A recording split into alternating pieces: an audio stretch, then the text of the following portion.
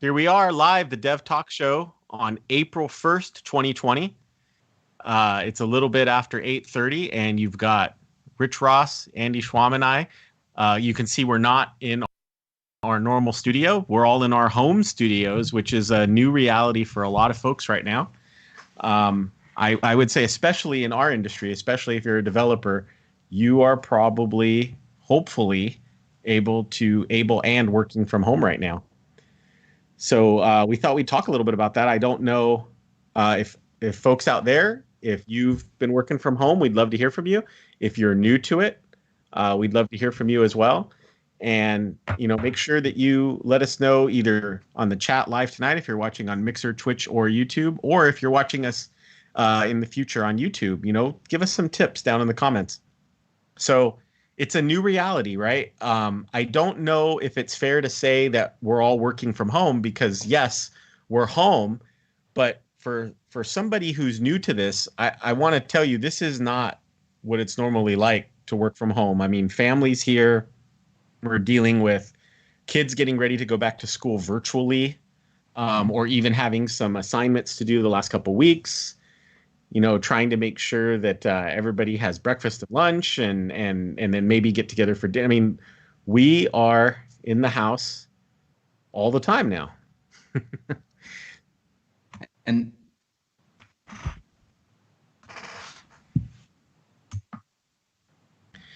yeah, and so I have worked remotely from an office setting that I kind of have in my house for I guess it's been almost 6 years now, maybe closer to 7.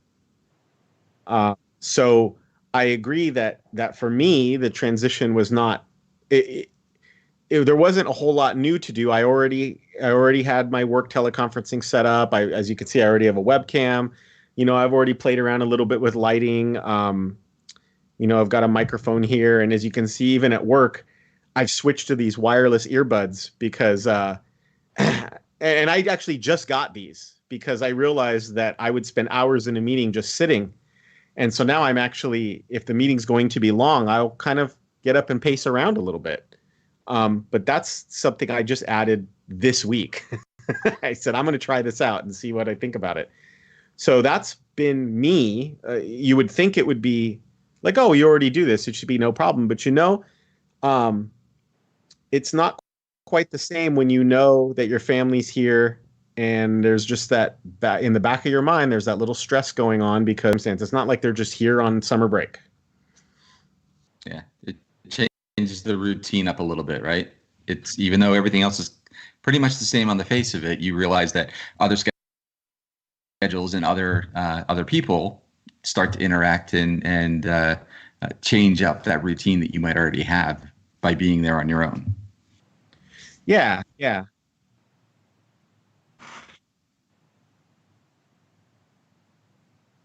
I have a rare tech job in that I go into the office every day, and that's where I need to be. I think that's rare from a tech perspective. I mean, a lot of consultants and people we talk to, they work remotely. They maybe go visit customers or do those kind of things, but they don't have to be in the office every day. We bring the customers to my office where I work with at Microsoft. So for us, or for me, this was a change going back after having done it for 4 years, going into the office, remembering how to work from home that I did prior to joining Microsoft.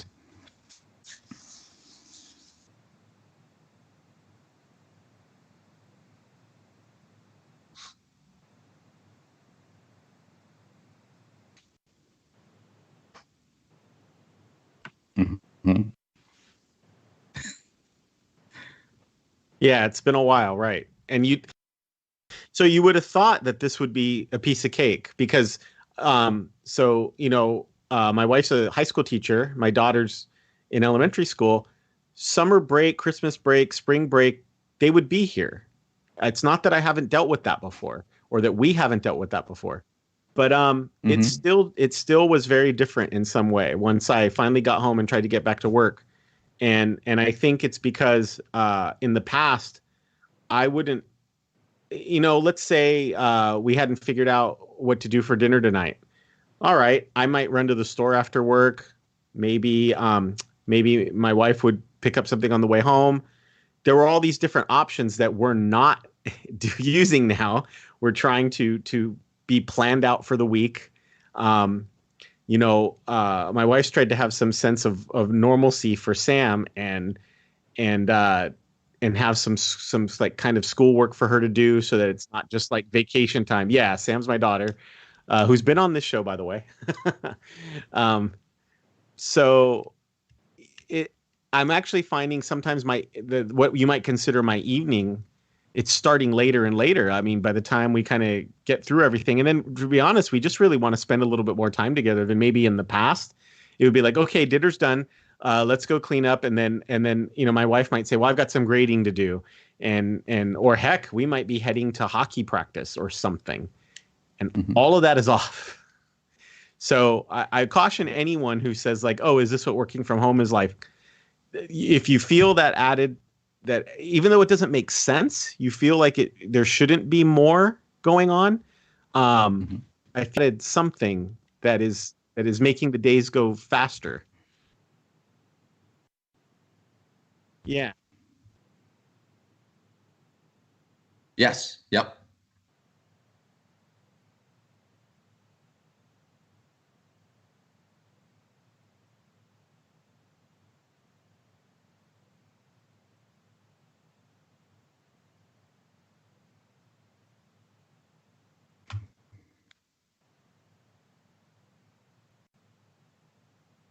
Yeah. Right.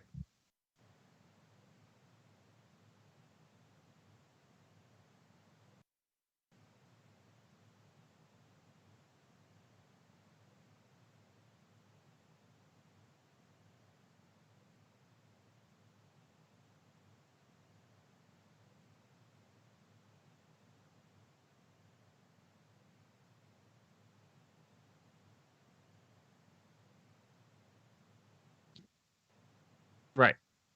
Right. Yeah. Yeah.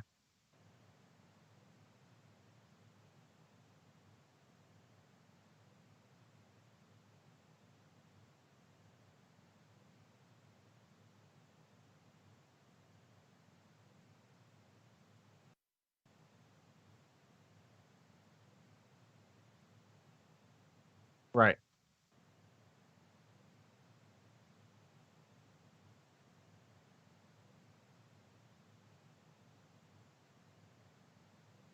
Yeah.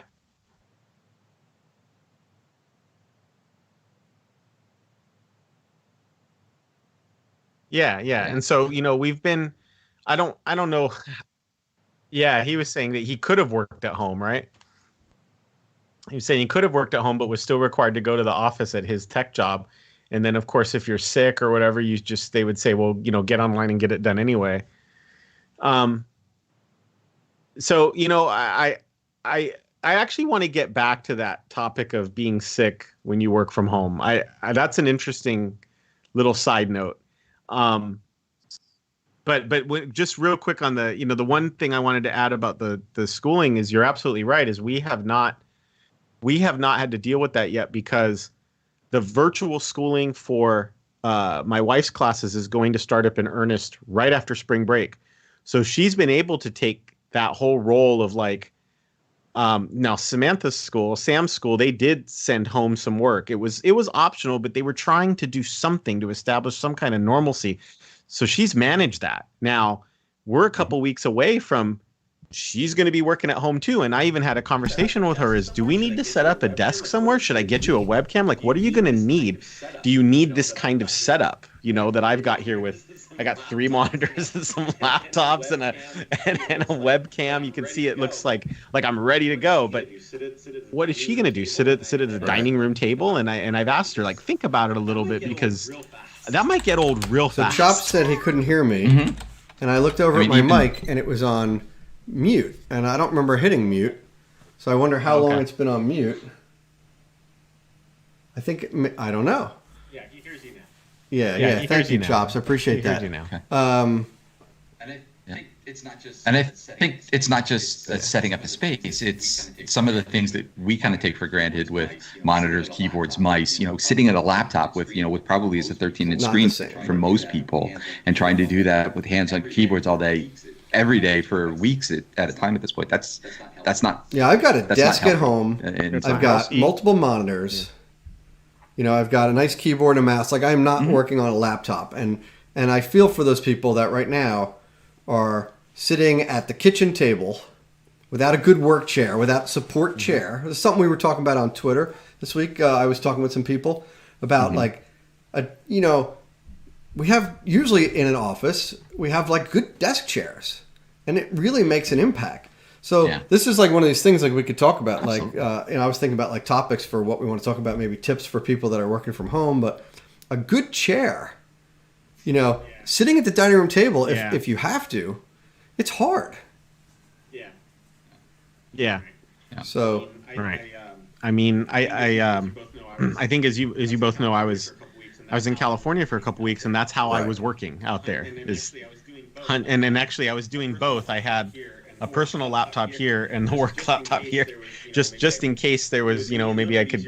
It was a little bit easier to communicate back home here, you know, try to get work done. That was a tough couple of weeks. It was almost kind of nice to say like, oh gosh, I'm back to where I can do simple things like put email there and what I'm working on here and the meeting that I'm having here. And those are luxuries we realize. But so it's I also we're writing code, and so for most developers, I think in this industry they'll kind of understand what we're going through. There are a lot of people who did have desk jobs, but maybe the job was primarily sitting on a computer, and they've been sent home to work. I know that my father-in-law is one of them. He's an accountant, and so he was told, "Hey, pack up your computer and take it home." And where's he going to put it? You know, I'm not sure that there is in fact, I know there's no computer desk or a traditional computer hutch that might have been in a lot of homes maybe 15 years ago. Right. There isn't anything like that. So I'm sure he's probably set up on the dining room table. Yeah. You know, guys, sorry to be distracted. I think there's still something wrong with the audio, because when I look at the meter, I see like when Chris was talking, I see my mic popping in and out. Hang on a sec.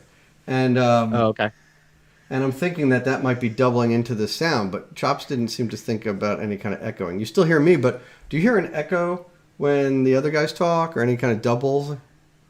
I guess I don't know why my mic is doing stuff when you guys talk. Talk for a sec. Yeah, so testing 1, 2. We've got Stasher here tonight. Thanks for joining us. Hey, Stasher. Saying there was a little bit of echo. Hey, Stasher. And like Chop says, you know, he found a good quality office chair, which is a super big key. You know, one thing I don't have is I'm not perfectly aligned with the keyboard and the mouse. You know how you're supposed to have your arms straight? They're a little off. I wish I had that a little bit straighter, but it's not so bad. Yeah, and so like, you know, like for me, you know, I already had remote conferencing, although I will say I haven't always worked at places that turned on the video camera. I think that's becoming more common. It's being considered, you know, at first I think people were shy, and I'll tell you, I was one of those people, and it wasn't because I was like not dressed appropriately for work. It's just a little self-conscious of, okay, now I'm sitting here. Is it okay if I sit here like this? Like, how's that going to look? Like you're thinking. Right? Yeah, I'm the same way. Sometimes I turn off the camera because it's just so weird. But I want to start the meetings with the camera on. That was a tip I heard. Everybody should start the meetings with the camera. You say hi, you know, you kind of warm up, and maybe you turn it off. But turning it off is a way of enabling yourself to have distractions. If I turn my camera off, I'll be like, you know what, let me answer an email. And that's a big problem, is being distracted in meetings. Yeah, and that's one of the things, you know, because we're moving from being everybody together in the physical room to having these, you know, virtual conversations with people. And for us, the monitors or having the cameras on really important, because we don't get those visual cues over a conference. And you're right, Andy, it is so easy to look at email, get distracted from an IM that pops up, and all of a sudden somebody calls on you and it's like, oh, yeah, where are we? Can we play back the last 30 seconds? Right, you need that DVR capability there. But I agree, Chris. I think people have become more comfortable at least starting the meeting with it on technical glitch, or we can't hear somebody. That's the first thing everybody says: shut the cameras off, because it's taking the bandwidth. And that not necessarily is the case, but that's what everybody kind of goes to. Yeah. And Chops, I am not necessarily a nonconformer. My video is not going through Skype because I'm hosting this. He wants to know why I don't have the Skype logo over my picture. And that's because the way I'm set this up here, it's my video is not going through Skype. My video is going straight into OBS. And the other guys are coming. We've got to get you an overlay. Yeah, maybe we'll just put an overlay so it all looks fair. But yeah, there you go. Yeah, right. I'm glad you're paying attention. Though you got points for paying attention to details there. So yeah, I knew you were teasing. Well, something. Yeah, what's the matter? So I have a little bit of a glitch on this end. Shut the cameras off. Right, shut the cameras off. Exactly. Yeah. So, I mean, it's interesting how I think culture's changing a little bit there. And part of the reason for this is because, you go back several years and we might all, let's say the three of us worked in one office, but we had to work with some folks who were maybe in another office. We would probably all go into that conference room with that, that spider on the table that we could all talk into. And so I think at first that sort of thinking transitioned even to the home, that audio is good enough. I would say this is something that I've seen just in the last year or so is please, let's get video on. And some of it is that personable engagement, and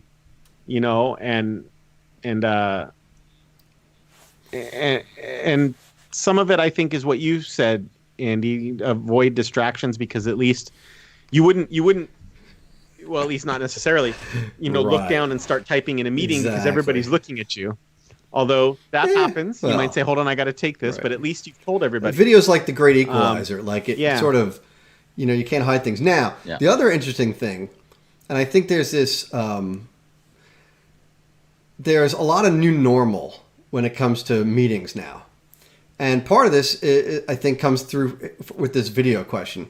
So it used to be that people, maybe they were, if they were working from home in an unusual circumstance, they weren't as dressed as they were used to being and stuff like that. So they didn't maybe want to present their video in a meeting. Maybe their hair wasn't right or something. Now, all bets are off. I don't think anybody cares, right? I don't think anybody cares that behind you, you didn't want to have your video on because you're not in an office at home, right? And you were worried that people were going to think you weren't, in a professional setting when you're working from home and you're working in the living room. Yeah. Now, nobody cares that you're working in the living room. Now, and the other new normal. Yeah. And I'm really proud of my organization that I work for. My boss sent out an email saying no apologies. Okay? If you're in a video and your kid walks through and asks you a question, don't apologize. They asked you a question. Yeah. And that's another part of this normal where we don't mind putting on our webcams because we don't mind exposing those flaws that, maybe I wasn't 100% focused because my kid asked me a question. We're allowed to do that now, right? Yeah. And, it's too bad I don't have it queued up because I'm glad we're discussing this. There was a pretty famous video that almost became like a meme where somebody who works at home for the BBC, I guess, and his home library, it was, I'll tell you, his home library looked so sweet that you could have convinced me that it was another part of a set, right? Or maybe he's a university professor and he's calling us from his office. But then the famous part of it is the kid walks in and the wife is trying to drag him out of there.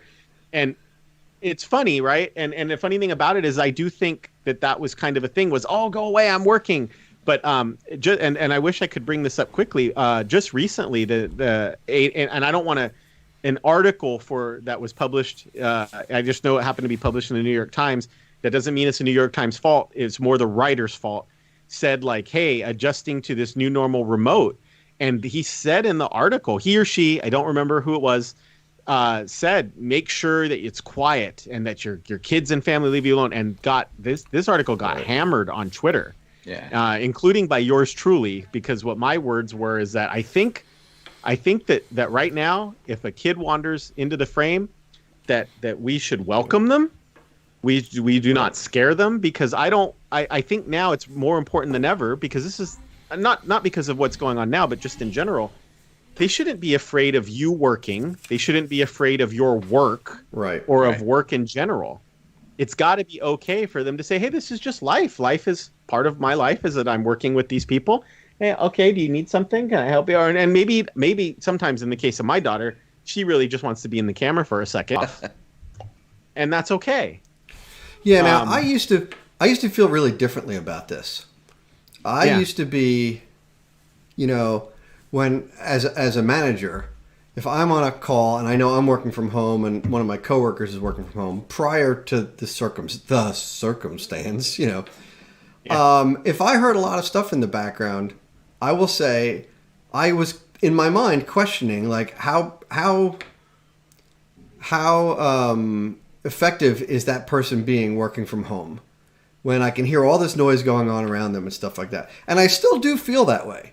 Obviously, you're being less productive if there's noise going on in the background, right? And I think when we go back to normal, I do think that it is important to, if you're working from home, like if you choose, right now people are working from home because they didn't choose to.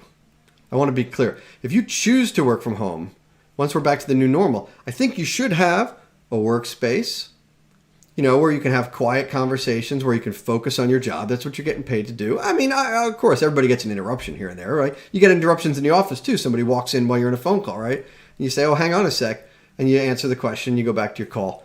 All that's fine. But under these circumstances, I feel like we're talking about people that didn't want to work from home, weren't set up to work from home. And so we have to embrace that new normal. Right, Rich? You look... Yeah. I embracing the new normal. I guess I kind of feel a little, everybody has their own specific way that they need to, if they're going to work remotely, or, for certain situations where they have to be in situations where they might get those kind of interruptions. And this is one of the questions I wanted to, make sure we touch on at some point today. It's like, when you work from home, your work day is very different. You may have, yes, that interruption decrease their productivity for that little bit of time, but over the course of the day, there's probably a lot more productivity going on, because people, for be comfortable, not getting up and moving, and at the end of the day at 4 or 5 o'clock or whenever it was, they would have left the office. Definitely. The entire way we think about working changes, almost to the point where you need to say, I've got to stop.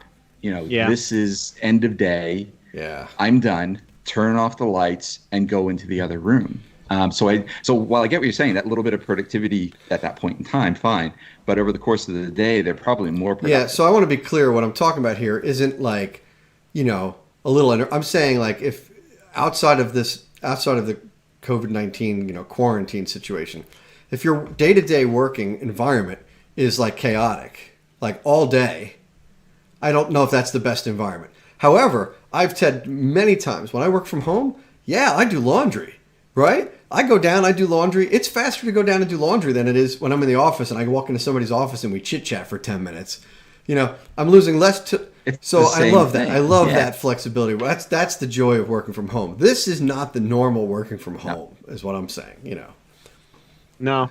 Yeah. No, and I agree. But I think one of the things that I'm trying to come out of this with, I hope, is that,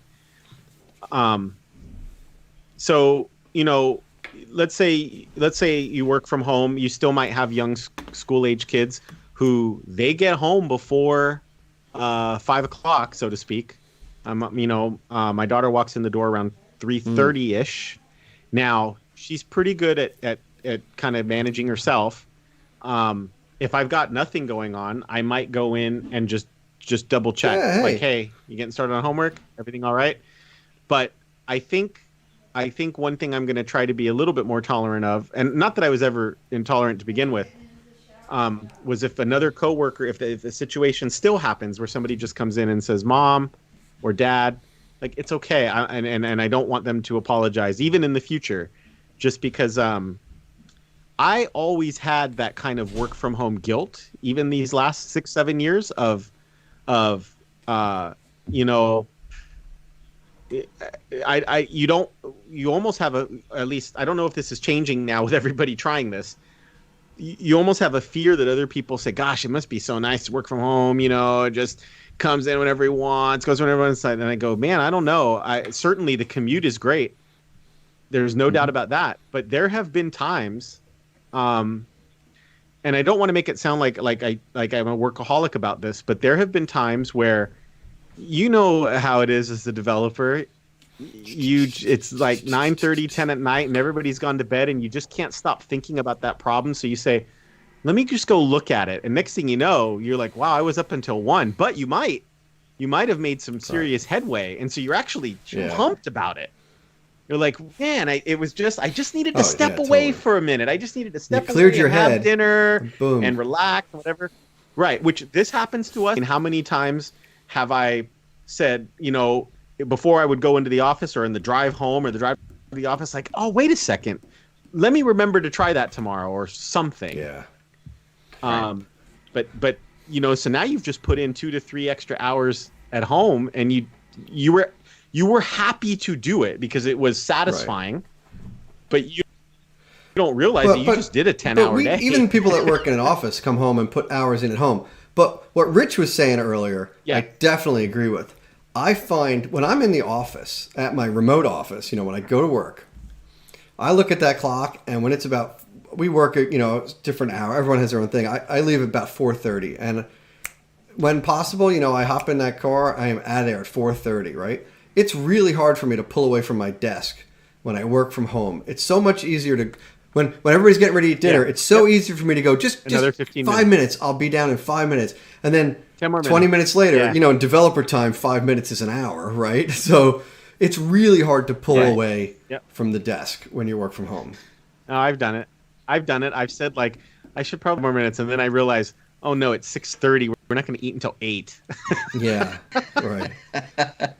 So takeout. So what tips do we have? Should we go around and each do a tip, like a round robin tip or anything like that? Or do you want to talk about different things that a company can do, things that we can do?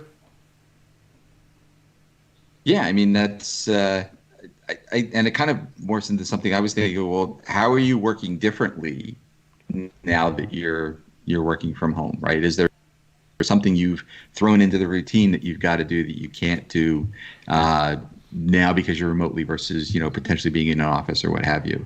I know for me, one of the big things is, and Andy, you've been in a couple of sessions that we've done where, we wind up using whiteboards and being able to draw and design and being able to kind of share that and collaborate with the customers around that kind of a design session.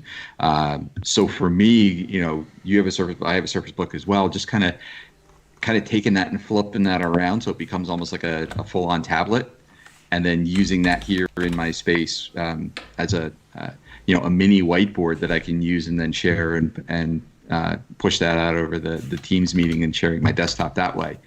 So it certainly is a little different than going up to the big board and writing on those, but at least it's something to still have that same bit of functionality and be able to get that that design part that we or is so important to the meetings that we have that included as part of what we do. Since I work from home, a couple of days a week already.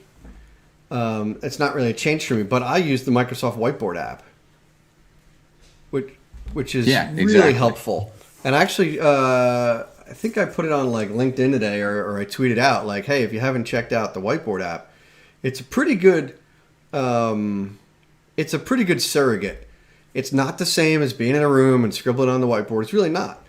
But some people never work in offices, right? This is their normal.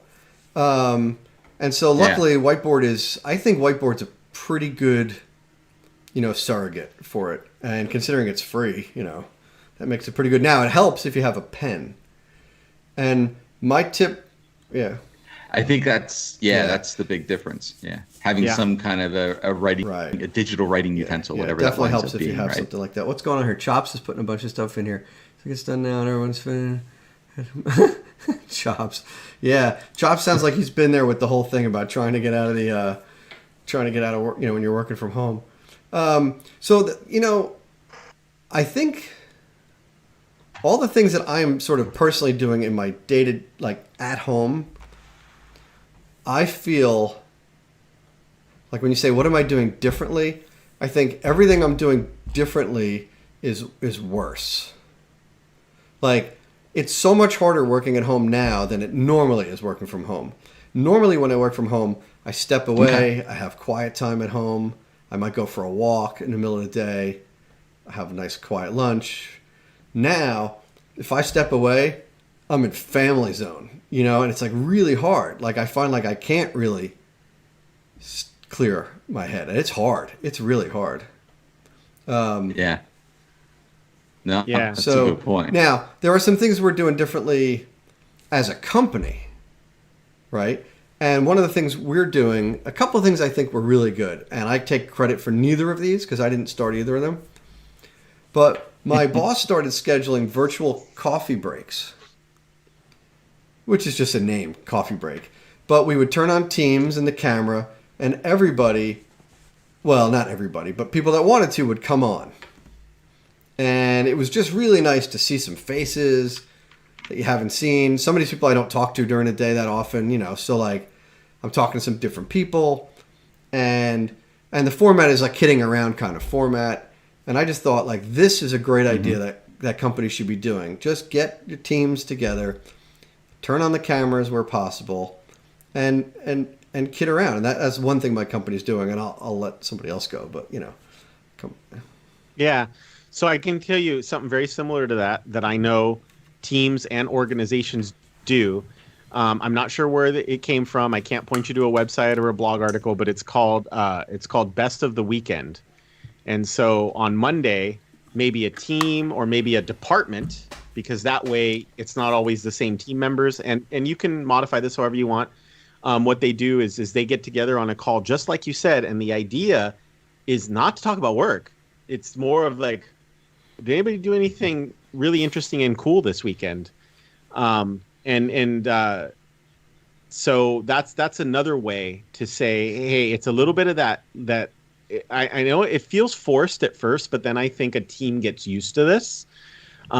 It's a little bit of that. It's the point of it is not like, oh my gosh, we all have to get to know each other. It's super personal. Right. It's not that.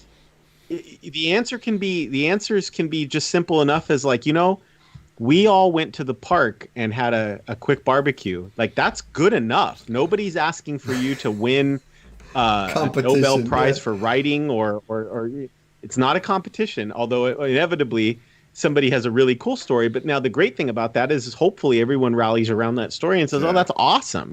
Whatever you did or whatever happened. Sometimes it can even be as simple as, you know what? I finally weeded that whole flower bed and we tilled it. And next weekend we're going to put in some flowers. And it has to be okay that's enough, because you don't want people to feel pressured here. Oh yeah.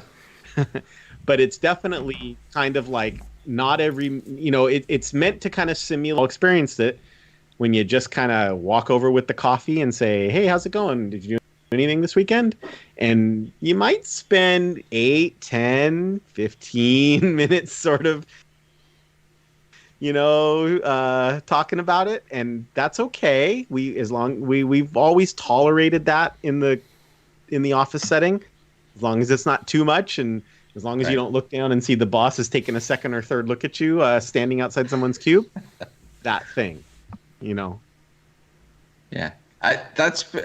We've done that a couple times as well. And I think it's worked out pretty good. It's, these are the guys when you walk in when you get in there in the morning, you would all sit around and chat anyway over coffee. We're just trying to replicate that now without physically all being there together. So, yeah. Yeah, it's helpful, So you brought up the white. Yeah. And I will say that the one thing that I think I miss the most is whiteboarding, because even though there are some great tools, and I will tell you, I do think Microsoft Whiteboard has this one feature that I was waiting for in almost all whiteboarding apps, and even for physical whiteboards, is that on a physical whiteboard, you ever draw that diagram and then you start to run out of space on the whiteboard? And what I always wanted, and even, our good friend Jess Chadwick and I worked together on a whiteboard product that didn't get out the door, but we worked on it. And this was the feature that I insisted, and I implemented it. That you could basically lasso a part of the whiteboard and then stretch and shrink it. And my thinking was, at the time, was, well, what if I write up 5 things we're going to do, and then I wish that I could save those 5 things but move them out of the way? Well, I could lasso it, shrink it a little bit, still readable, move it to the upper left, and now we still got room to work. And you can do that with Microsoft Whiteboard. You could probably do it. Maybe you can do it with other whiteboard apps. But the first time I did that on the Surface Hub, you might have even been there, Rich. I was like, this is the feature. This is the one, because I can't even do this on a physical whiteboard. Yeah, I don't get to do that when I'm in the office, but Rich has that. That is a pretty nice feature. But you know what I don't do when I'm at home? I have the whiteboard app, but I don't use it. What's that? No, go ahead. Sorry. I don't use the whiteboard app the same way I would use my whiteboard in my physical office, which is to say that I use the whiteboard to collaborate, but when I'm at work and I'm just brainstorming by myself, I'm up at the whiteboard. Everyone knows in the office I love whiteboards, and I'm always drawing things, and I don't pick up Microsoft Whiteboard to use that much. I think maybe it's just a different. Right. I should probably just put up a whiteboard in my office here. So one of the things that I have done is I've become a OneNote fiend as a remote worker. Before I used to put things on whiteboards and then write "Don't erase." Always. Or you take a picture of it when the smartphone started to come in. But that still was very disorganized. And if working at home, I had to become very digital, but also very organized at the same time. So OneNote gets a lot of tabs, and then I actually do have to put a little bit of time in, and I got to try to do it every week or you can fall behind, saying, okay, can I organize and consolidate? Because you can get to the place where there's so many tabs that it becomes worthless again. Yeah. So that's true. Yeah. And related to that, because I think there's a connection between one of the things for using that whiteboard app and having the list of things I need to do, right? And it's visible and it's up there and you can see it. There is the ToDo app that got updated inside of from Microsoft that was kind of redone, but it integrates with everything, right? It integrates with Teams, it integrates with OneNote, it integrates with your email, so you can have those to-do steps essentially all be collected into one place and be able to see that big list that says, okay, these are the things I want to do and when I need to get them done. So how does it integrate with OneNote? Kind of moving it off of the whiteboard. So OneNote has those to-do checkboxes. I use those all the time in OneNote, right? Yeah. And those are essentially to-do items. So do they render out to the ToDo app if I use the ToDo app that you're talking about? Yeah. Is that an app from the store? It is. Use? We might have a demo. I know I'm thinking about. We're all doing it right now. We're all going to the store. So like Chop says he wants to transition from Evernote to OneNote. I don't have anything bad to say about Evernote other than that I haven't used it in a long time. And it's not because I didn't like it. It was just because I will admit, being somebody with Microsoft licenses and Microsoft MVP and Microsoft this and that, it's like, well, me too. And I like OneNote. I just always used it. Yeah. It's doing the job. So, I haven't followed Evernote in long enough that if somebody came into that chat right now and said, oh my gosh, Evernote has this killer feature, I would believe you. Right. I just which is the ToDo app? I'm in the store. And so there is Wunderlist shows up there. But it's actually just called. Yeah, it's called Microsoft ToDo. Type that in there. Store. You know what I can do? I can. Let's try this out just to make sure everything works here because we haven't really done this today. So I'm going to share my screen. I'd like to know that this works for all of us. So I'm going to go to my screen, and here's my desktop. Let's see. Is it working? There it goes. I didn't hit the button. Okay. So now I've got the Microsoft Store going in here. Oh, and you guys can't see my screen if I don't share with you. No, I see it. We'll see it a little later. For this, it's okay. Good. Yeah. So I'm going to go to Microsoft ToDo. What's it called? There it is. I actually don't think we're that far behind. It's funny how, I was typing I was typing to do as one word, and so it's to do, 2 words. And let me get this. Let's see what happens. I'm going to get it. You're seeing it live. This is where the magic happens. Yeah, and I may have misspoken about the OneNote part. I know there was integration with that at one. Yeah, you had me all excited. It's connected apps are. Yeah, sorry. The connected apps are planner and flagged emails, so you can use those as tasks. Oh, so if you you're saying if you click the flag in the email, it becomes a to-do in this app? For messages you have flags. Yeah, it's going really slow. It must be popular. That's not What's going on with this thing? Look at the speed I'm getting here. Oh, now it's finally moving. I mean, this isn't easy. You know what? I will say this. Skype is probably slow. Have in the last week or so, have you felt like you know, like the internet creaking a little bit sometimes? Creaking. Yeah. It's working pretty well for me. Some people have told me that everything is slowed down for them. Everything. It's working pretty well here at the house. Now, granted, I pay FiOS, right? But there have been a couple times where I go, man, I feel like search is usually faster than that. I just wonder if maybe, you know, the whole internet engine is just running on fumes a little bit sometimes. What's Chop saying? He says, I was just on the screen the other day. I was telling my father that Windows had a built-in to-do, and when I launched it to show him, it took me to the store. I did not know it was not actually installed. Yeah, I guess you get installed. When you get Windows, they have like these placeholders, I think, for certain apps. These stubs, yeah. It's like a little teaser, right? Yeah, it shows up in the taskbar, like all this kind of, who knows, right? And now, you know, you got to go in and you got to load the thing. You know, Chops, I feel your pain. But at least it comes with Candy Crush. Candy Crush. So what happened? I downloaded it, but it didn't see it. Do I have to hit launch? Oh, it's still downloading. I think Skype is burning up my... we were talking about you were talking about internet speeds. I saw some interesting articles that some companies like YouTube are throttling their own service because they know that the internet in general is getting bogged down. And I think that's pretty interesting because if I understand that correctly, no one owns the internet, and an organization isn't beholden to anybody to say, oh, we're going to slow our web traffic down. You know, I mean, that's their bragging rights is how fast their service is, right? How quality of their videos. Right. But when I hear that a company like, you know, YouTube is throttling and reducing bandwidth for the good of people, like that's kind of a cool thing. And I know they're not the only ones. It's just one of the ones I heard of. To me, that's cool. That's like, I don't know. Am I crazy? Is that cool to you guys? Well, I mean, for one thing, it's everybody's working too. If the whole thing came crashing down, yeah. But if they're the only ones that slow down, I guess they're counting on like their, you know. Here's to do. By the way, I opened it up here.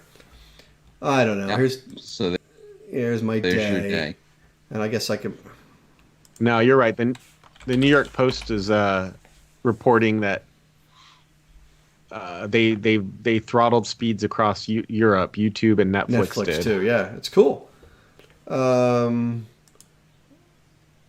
it does. You know, there is another article here. Again, this was a different news article, except that's a couple years ago, so that's not related. Look at this. That's not. This is stuff that came into my. It was in here from before. I must have used Cortana to tell me certain things. I think. Because I remember sitting in my car one day and there's a song "No Sugar Tonight" came on, and I go, "Oh, play that on the guitar." And so I probably gave myself a reminder. And I know that I didn't write it because this is not how I spell my son's name. Benny is spelled with a Y, but Cortana spelled it I-E. And so there was, wake my daughter. This is funny. These things are just in my task note. I don't even want to click around because God, I'm like nervous to know what might show up in here that you guys are gonna see. Yeah. Yeah, I'm kind of lamenting the slow removal of features of Cortana because I used to use it. I'm bummed about that. Now I'm not sure how many of the features carried over to Android, but I used to use it on Windows Phone. Yeah. And I know this is Windows Phone, right? But I used to say, and this was, and I know that you can do all these things with Siri and with Hey Google now, or Okay Google. I know you could, but when it came out, I was able to say to Cortana, like, time I go to the store, that I need milk. Yeah. And when I would walk into the supermarket, it would buzz. I remember that. And Yeah, say, that was so cool. hey, that was awesome. You need milk. Now, I know you can do this with all the other brands now, but at the time, oh man, it was so cool. like, Yeah. that was cool. So I use, we're drifting here, right? But I use the Microsoft Launcher on my Android, and I use Cortana in there. And I guess I don't know if the launcher's going away, but Cortana's going away, right? There's some changes happening that I don't completely understand, but yeah. Well, so another thing we talk about, and maybe this is a good segue, right? Is that so when you work from home, one of the things you've got to make sure is that you're the kind of person who can stay focused when you don't have people around and you don't have anybody who might come and check up on you. And of course, this all depends on your career and what you're doing. Mm-hmm.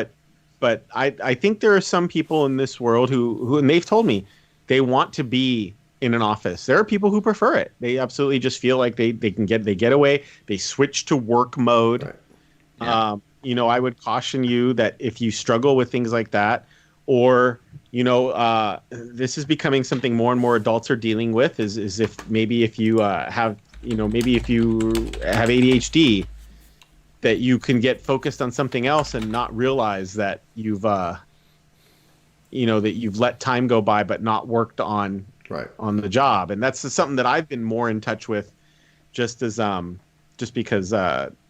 that's a more common thing that I think people are working through. A lot of adults are maybe trying to find out, like, why am I having trouble at work or in my career? And it turns out that, it's an issue that your brain kind of works differently from everybody else's. So there can be an adjustment there too. Is I know the first time I sat at home, the first day that I was going to be a remote employee, the first couple weeks were kind of lonely. Oh yeah, I find it lonely. It was a little bit of a transition. I remember sitting, here. Wow, I mean, this is weird. The funny thing about it is that for me it went away. Yeah, you got used to it. Yeah. So let me ask you a question, you guys. Do you guys consider yourselves introverts or extroverts? Introvert. Chris, you're a tough one. I was thinking Rich introvert, but Chris, I could see like both. I think you all know what I am. So it's tough because do you remember that quiz that you would take to get an answer, like that ENTJ it works great, stuff? that stuff, yeah. Yeah, the Myers-Briggs. Is that what that's called? I forget. It was really popular when I was like a teenager. I usually score something like that, ENTJ, and maybe that's not right. Maybe it's they have different letterings and a quadrants, different set of letters, but the E would usually score. But now here's the thing about that thing is I think you can land, if this is the center, I think you can land just to this side of E and you're still E. Well, Yeah. I feel like I would answer those questions more down the middle, but that's a perception that I recall. I'd be interested in finding. The reason out I again. asked is because people are saying that. Sorry, Rich. I see you're trying to get in. The introvert has a hard time jumping in, and the extrovert jumps in fast, right? But they were saying that this change is harder on extroverts because I'm used to being in the office like, hey, how you doing? How's it going? What's up? How are you? Right? And you lose a lot of that when you're working at home full time. So sorry, Rich, go ahead. Yeah. No, you're absolutely right. And I think that's I don't mind working this way. But I'm also trying to one of the things when I did work at home, I had two different jobs where I worked at home. And the first one, we were very connected on the various instant messaging, Yammer, all of those kind of things. And it made it much easier to feel like you were part of the group. And the second one didn't have those. They just didn't use those. It wasn't part of their culture. So I did feel much more disconnected to the point where I actually went into the office 2 days a week just to go hang out with a bunch of the guys so that I felt like I was part of the team. And I think that you mentioned those virtual coffee breaks and those virtual get-togethers. I know, we've done some parts of the organization have done, virtual happy hours, just some way to kind of, maintain that sense of community and sense of, hey, you're not in this alone. We're all still together, even though we're not physically in the same space. Yeah. And I think while that is, while I like having that, and as an introvert, I like, think that's important. I have friends of mine who are that extrovert personality where they, go around and spend a lot of time as part of the business, talking to people, understanding, hey, what are you working on? How can we help? Those kind of things. And, there's a very different sense of how that impacts them now that they're kind of isolated. There's other ways to, I think, I first of all, I totally agree with what you're saying. I've worked at groups where it's a lot of chat, and even if you're remote, you really feel like you're part of it. I think what a lot of people do nowadays, if they don't work on a team that works remote, and I'm sorry, that has a lot of that interaction and they're remote, is something I do on the days I work from home. I find that I use Twitter a lot more. Now, I don't mean I'm engaged in Twitter and I'm on Twitter all day, right? I'm getting my job done, but I'm sort of keeping more attention to it. And I go in and I check it and I feel like I'm talking to friends of mine on Twitter. And I get a little bit of that interaction. Right. So maybe that's a good thing for people when they're working from home now, if you're not used to it. Maybe, you can get caught up in Twitter. I mean, it moves so fast. You could spend all day reading it, like Facebook and anything else. But maybe that can be a tool that you use to get a little bit of social interaction during the day. The question I wanted to ask you guys, sorry. You're very big in the Twitter community. You have a lot of with the MVP community. Oh, yeah. You can reach out to. So for you, it's another sense of connection. Right. Sorry. I was wondering, so one of the things I hear about people that work remote and remote teams is they'll leave a webcam open all day and you just kind of look over it and you see your teammates. Have you guys ever done that? I tried it for the first time this morning. We started off with a virtual coffee and said, hey, we'll just leave this thing open all day. Now, a couple different meetings later on, I did have a couple people jump in and out, but then I wound up turning it off when I got to kind of around midday because I had a bunch of meetings and I knew I wasn't going to be able to. So I never jumped back into it. But it was an interesting experiment for sure. And it was kind of, I think I had the camera off just in case. But when I heard somebody come in, I would turn the camera on because, as you're wandering around doing things or what have you. Or maybe, no, sorry, I had the camera on, but I had the mic off. That's what it was. Right. So if you see somebody waving in your side view, you turn your mic on. Because maybe everybody has their cameras off or their mics off, their audio off. Who knows? But I don't know. It seems a little strange to have that camera open. I don't know about that one. I think if I really worked with a core group of buddies, maybe in that kind of scenario. I don't know. I like the people I work with, but I don't know. I don't have that much visibility that I work in an office. They don't see me all the time anyway. Right. Chop said, "Be right back." Yeah, no problem, Chop. Yeah. See you soon. Mm-hmm. Yeah, I mean, it would be hard not to feel like you're being watched. I think that could be a generational thing. I wonder if younger.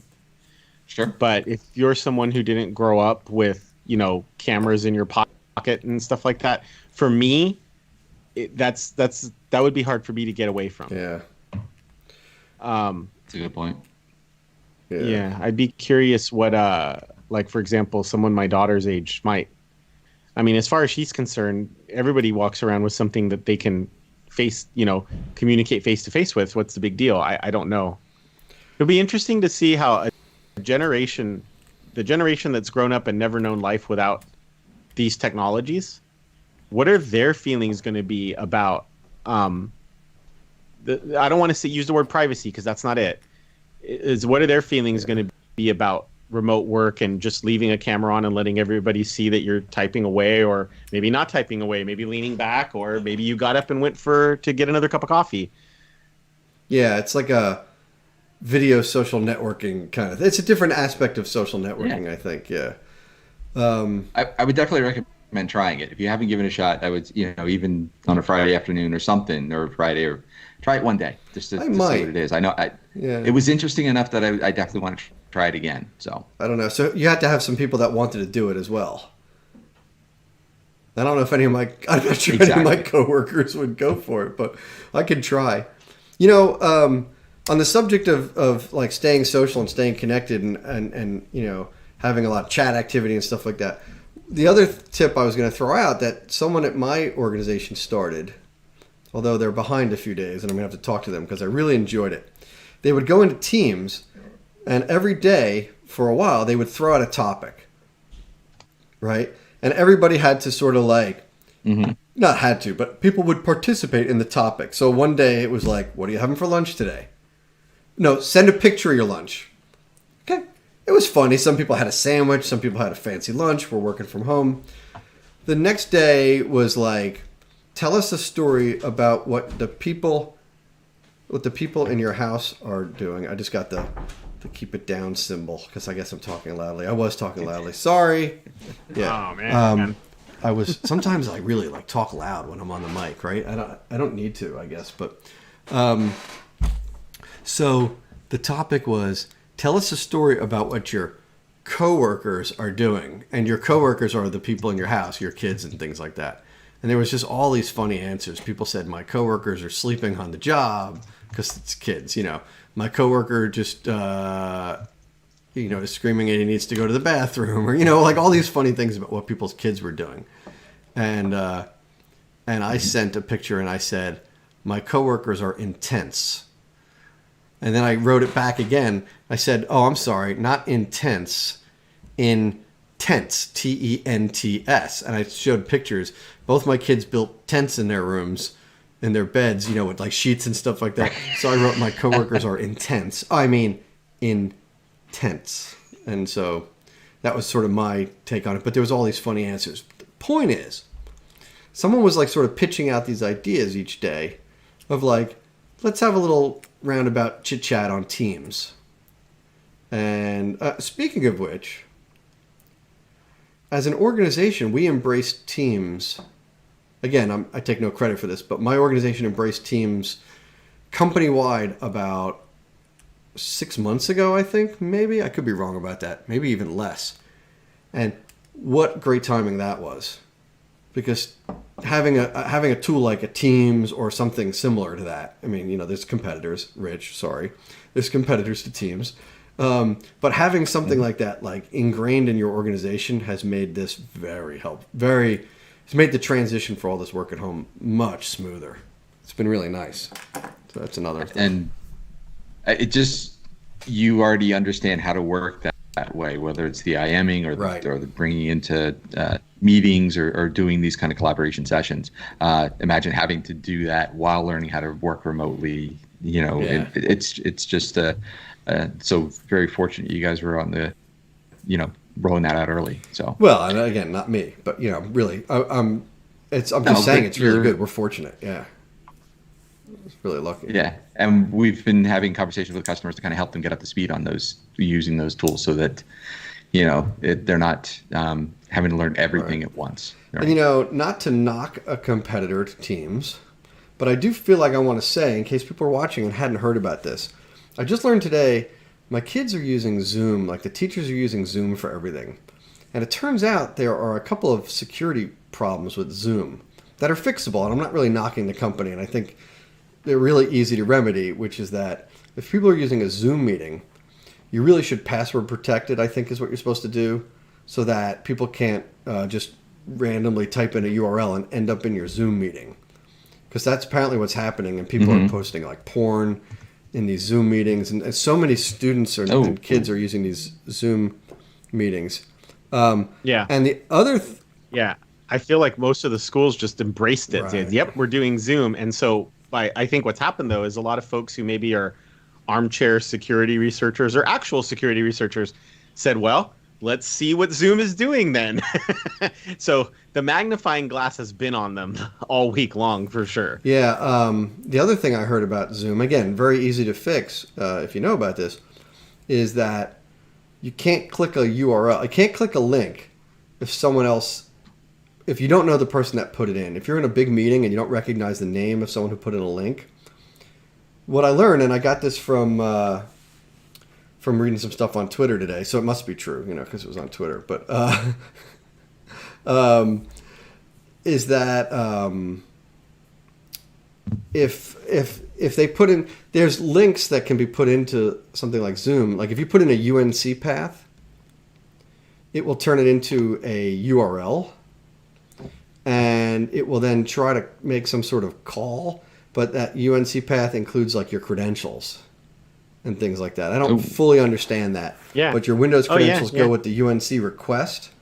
Yep. And they would then, and they said that, a lot of passwords, sure, the passwords, someone encrypted or whatever, but it's so easy. They said it takes 15 minutes to back out a password nowadays. And then they have your username and your password.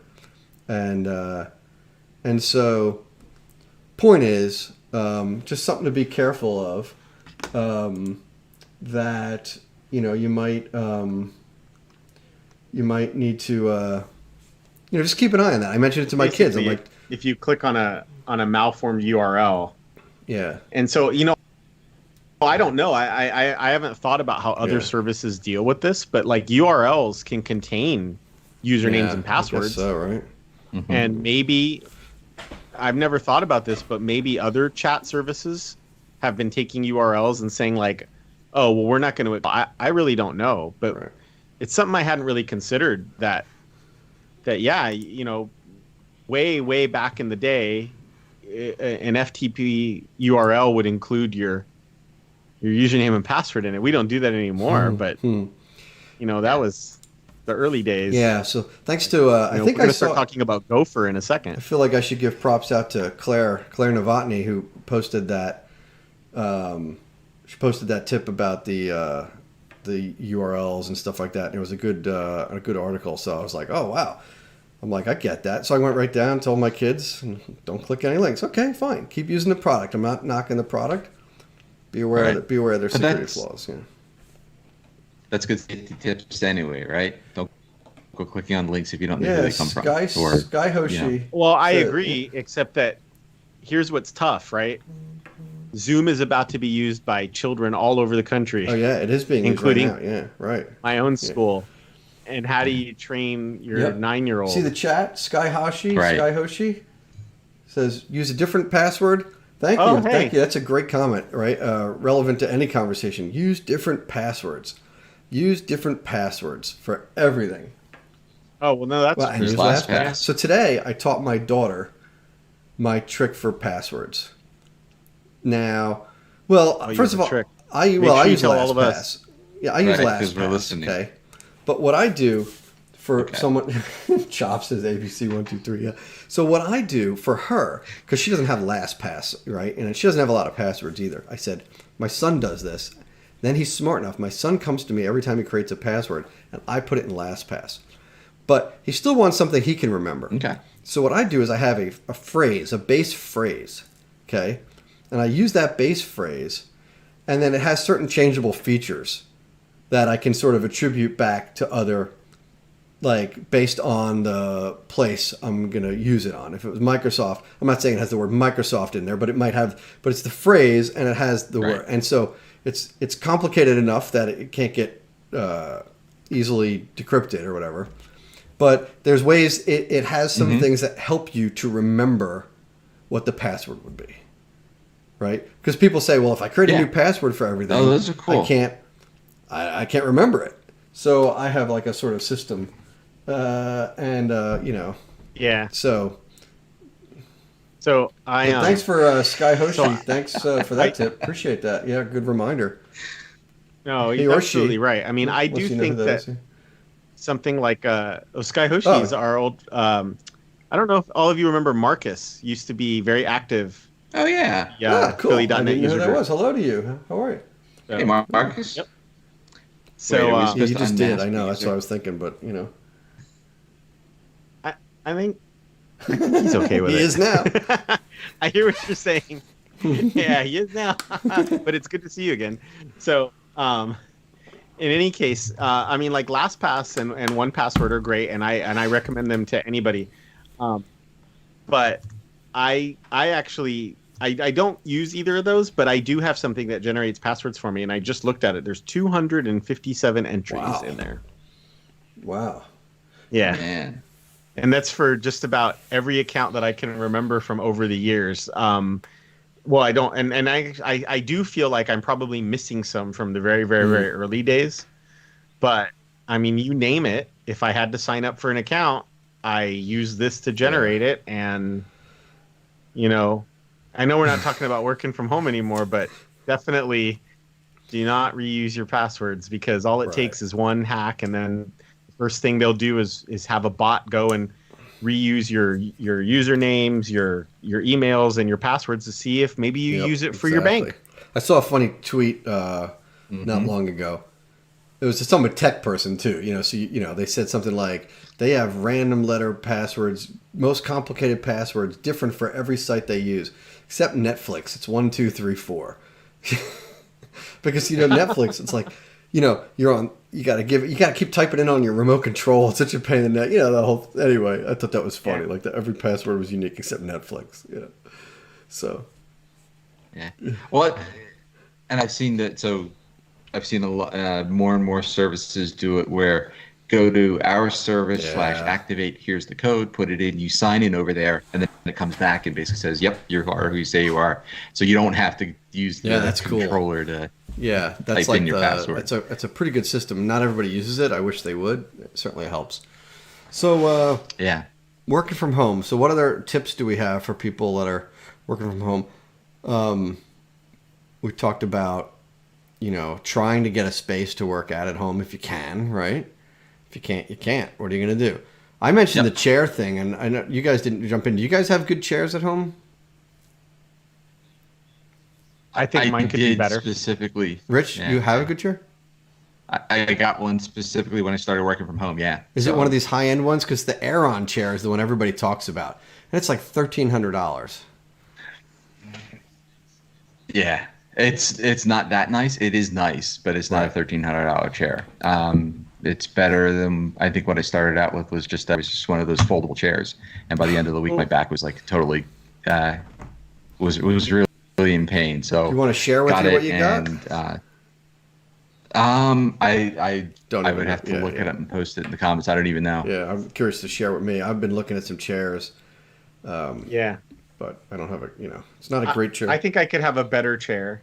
This one was more comfortable a while ago, but it has begun to. So it's basically like an office leather chair when those were in vogue. But I've also had it forever. But you can see it's kind of starting to come apart. I don't know. Maybe you can't see them on the camera, but I've sat in it for so long that the padding's basically worthless. So I'm actually considering. I'm taking a look at gaming Hmm. chairs.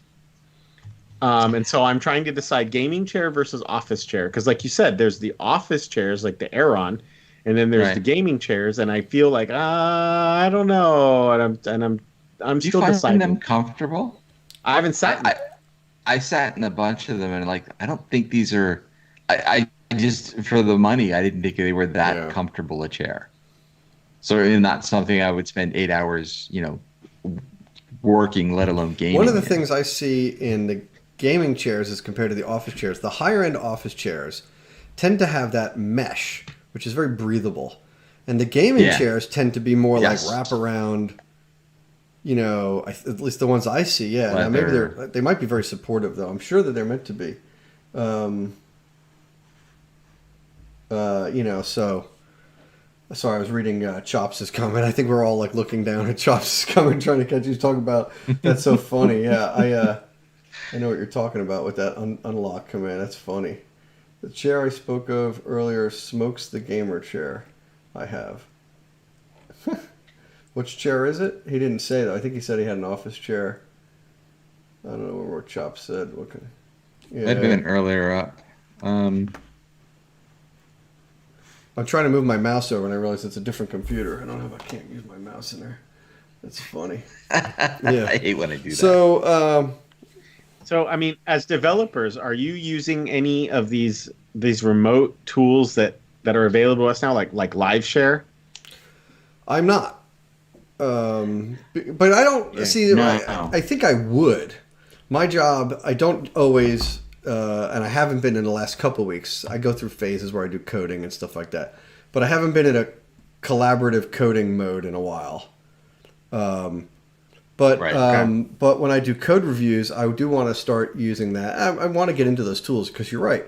It's a good point to bring up because there are tools that are really geared for doing these things like live share and some other things like that. And it probably would be very helpful for people that are used to sitting next to each other in cubes, and they lean over and they help each other with the code all the time. And now they work remotely and they're going to use like a live share to work. I know in Azure repos, and I think in GitHub, you can like go into the code and start writing comments about a certain line and things like that.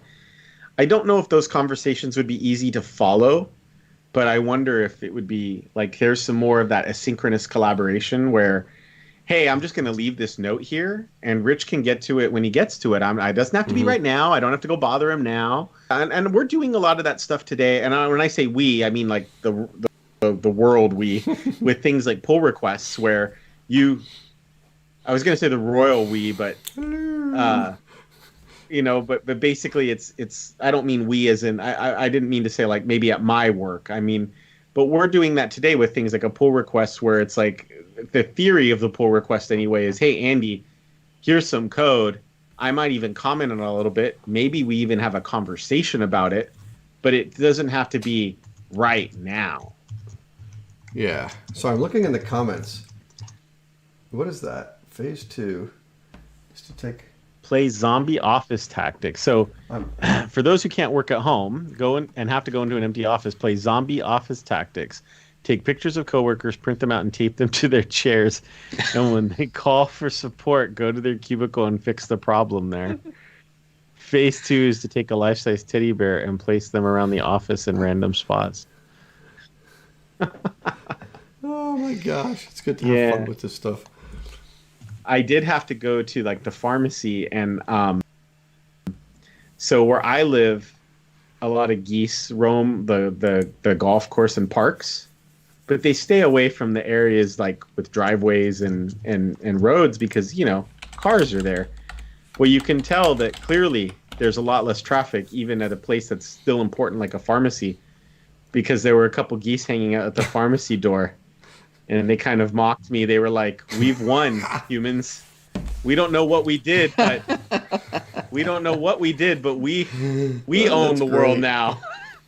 And I'm like, "What are they doing here? I usually see them in the park, but they're probably like, I don't see those big machines anymore. I guess it's free. I guess it's open season for us." Are you guys getting out at all and taking walks and doing things like that? I haven't since I got back from California. I think Mary and Sam did a better job before I got back. I'd like to. The weather hasn't been too hot the last couple days, but hard. Nice. But I think this weekend maybe. Yeah, I try to get out and do depending on the day, between 25 minutes and an hour. I'll try to go out for a long walk. And what's really nice about it, I'm practicing good social distancing, but when I walk around my neighborhood, I'm bound to see at least one person I know. And even if we sort of stay on opposite sides of the street, we chat for a couple minutes, and just having like a face-to-face conversation with somebody it's interesting. What I thought about this, maybe this is like, I don't know, profound is not the right word or whatever, but I had this thought of like, it's nice to smile at somebody. Like, and you're just seeing someone different. Like, of course, I smile at my family. They're here and stuff like that. But seeing different people and like just having a smile and, hey, how are you, neighbor? Even if that's all you say, you just feel good. It makes you feel good. Like, I think that's a human nature thing. Like to give a hello to somebody, we get something back as well. You know what I mean? Like giving someone a smile and stuff like that. You get a good feeling about it. At least that's what I'm finding. I don't know. Call me crazy. That's another thing. Try to walk more if you're a remote worker. Yeah, what'd you say, Definitely Rich? try to. Oh yeah, over on the stream, Rich's camera got tiny. Oh, I thought we fixed that. Oh man, you got a shrunken head. That one is back. But on all seriousness, I will tell you, I'm better about this in the spring and the fall when the weather. So I'm kind of a baby about weather. Like when it gets to be 80 or 81, I don't want to go outside anymore. So there's this period of time where we live where you get a couple nice weeks in the spring and a couple nice weeks in the fall. And that's when I'm pretty good about going out at lunch and walking for at least a half an hour or something.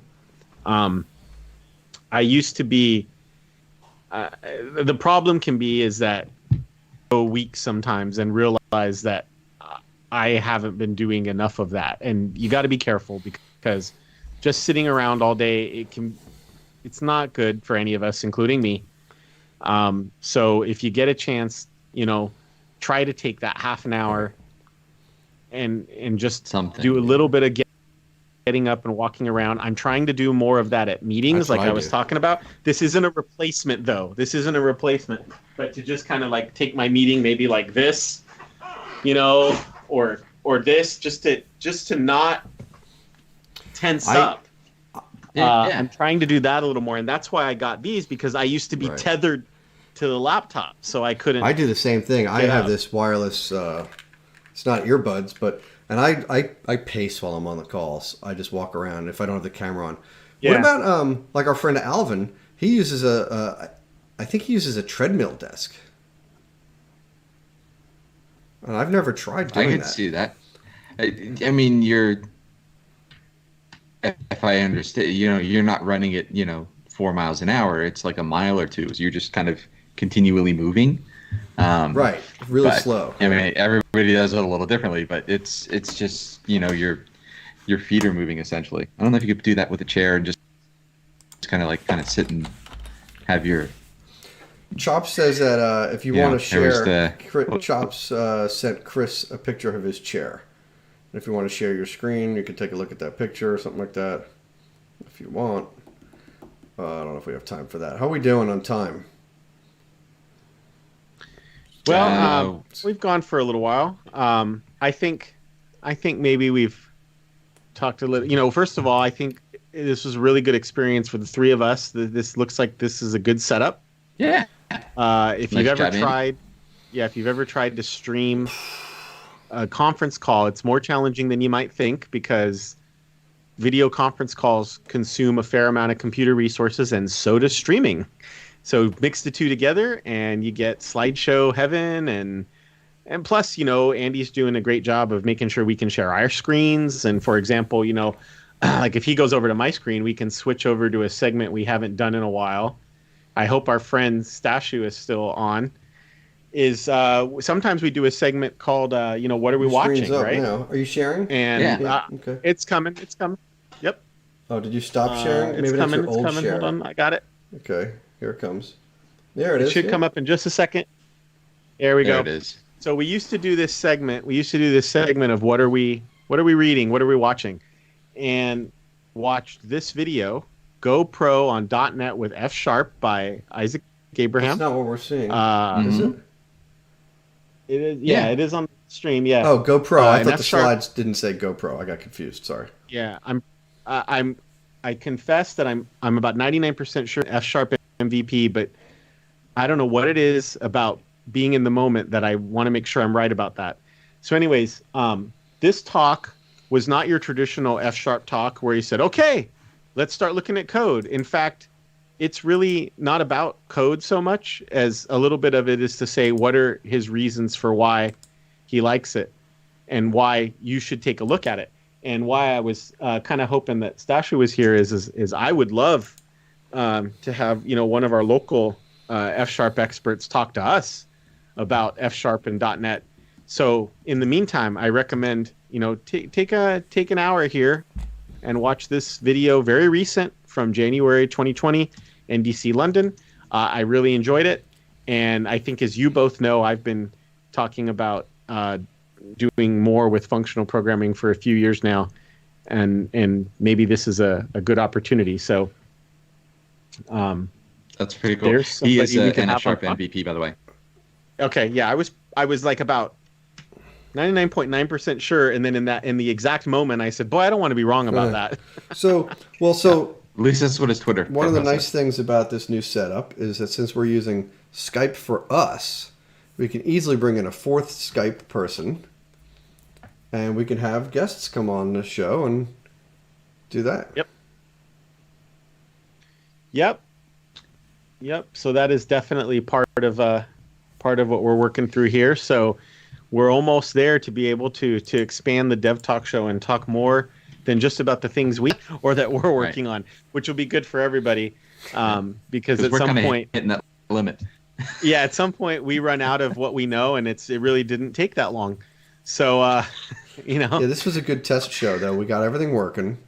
We had some glitches with the audio. And so if you're enjoying the show, we probably should have said this a little bit earlier before you tuned out. Make sure that if you're watching on Mixer or Twitch, that you follow the channel and get updates and know when we go live. We go live Wednesdays at 8:30 p.m. on the U.S. Eastern time zone. And if you're watching on YouTube, whether it's now or especially if you're watching in the future, let us know in the comments. If you like the topic, hit the like button. That way we know that more topics like this. This wasn't as much of a code show at all. Like, we've done some live coding here. We've done some deploying to Azure here.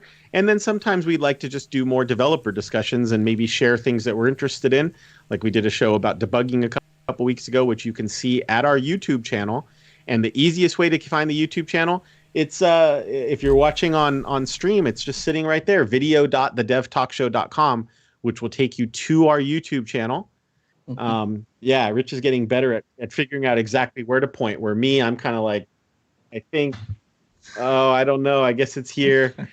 People get really good at that. People get really good when they do a lot of video and streaming. So I think, what do you guys think? You think we've got a show here for April 1st, 2020? We'll be back. I think there should be no reason we'll be back April 8th. And maybe we'll dive into some code. So whether or not you're new to coding, I don't think that matters, right? No, not at all. New, experienced, just hoping that you're having a lot of fun. And thanks to Chops for joining us and participating and hearing a lot of your stories about working remotely. We had Sky Hoshi here. We had Stashu here. And just really, thank you for your participation. It really, the participation in chat, I think, energizes all three of us. I think that's true. Mm-hmm. Yeah. Definitely. So we love it. We want to try and bring in your comments the most that we can. We see them, and then we'll try to work them in and address your comments and questions. And so other than that, I think until next time, make sure you're watching our replays on YouTube. And if you like what you see, then we'll see you on the next one. That'll be April 8th, 2020. So I will, for Rich Ross and Andy Schwamm, I'll say I'm Chris Gomez, and thank you for joining.